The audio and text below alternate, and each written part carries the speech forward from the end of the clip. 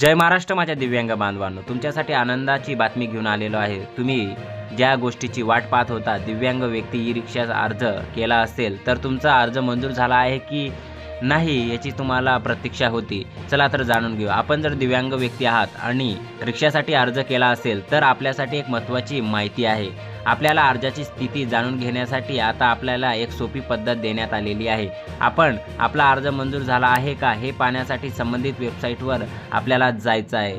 तुम्ही बघू शकता, वेबसाईटवर गेल्यानंतर तुम्हाला आवश्यक आहे अर्जाचा क्रमांक। आपण या प्रक्रियेमध्ये कोणतीही अडचण आल्यास संबंधित कार्यालयाशी संपर्क साधू शकता व आपला अर्ज मंजूर आहे की नामंजूर हे पाहण्यासाठी या वेबसाईटच्या माध्यमातून तुम्हाला संपूर्ण माहिती मिळून जाईल। तुम्ही बघू शकता, दिव्यांग व्यक्तींना ई-रिक्षा मिळवण्यासाठी हे त्यांच्या सोयीचे महत्त्वाचे आहे। आपली रिक्षा मंजूर झाल्यास आपल्या दैनंदिन जीवनाचा अधिक स्वातंत्र्य अनुभवू शकतो। आपल्याला या महत्त्वाचे अपडेटसाठी आपला चॅनल सबस्क्राईब करून घ्या। बघू शकता ॲप्लिकेशन स्टेटस, जर तुम्ही तुमचा ॲप्लिकेशन नंबर टाकल्यानंतर तुम्हाला ॲप्लिकेशन स्टेटस येईल। ॲप्लिकेशन व्हेरिफिकेशन पेंडिंग म्हणजे तुमचं ॲप्लिकेशन अजून देखील चेकअप चालू आहे। रिजेक्ट ॲप्लिकेशन रिजेक्ट म्हणजे तुमचा अर्ज नामंजूर करण्यात आलेला आहे। अप्रूव्हल ॲप्लिकेशन अप्रूव्हल असेल तर तुमचा अर्ज मंजूर झालेला आहे।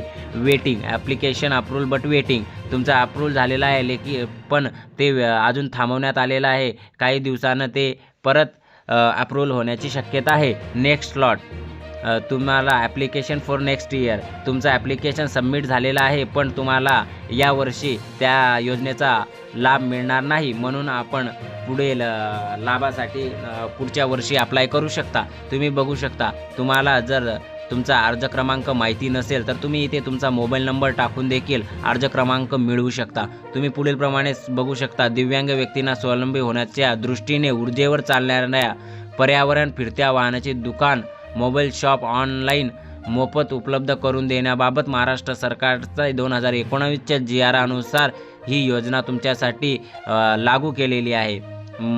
मित्रांनो, तुम्हाला जर या योजनेचा परत लाभ पाहिजे असेल तर तुम्ही बघू शकता। आता आपण जाणून घेऊ अर्ज क्रमांक कसा मिळवायचा।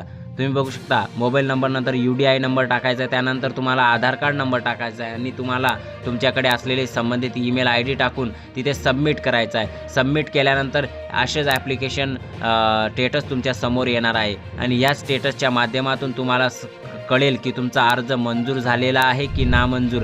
मंजूर झालेला असेल तर तुमच्यासाठी आनंदाची बातमी आहे। मित्रांनो, तुम्हाला रिक्षा 100% मिळणार आहे आणि काही दिवसातच आता या योजनेची रिक्षा वाटप देखील होणार आहे आणि ज्यांना नेक्स्ट इयर म्हटलेलं आहे अशा लाभार्थ्यांनी लक्षात ठेवा की पुढच्या वर्षी अशा प्रत्येक योजनेच्या माहितीसाठी आपल्या चॅनलला लाईक आणि सबस्क्राईब करायला अजिबात विसरू नका। धन्यवाद।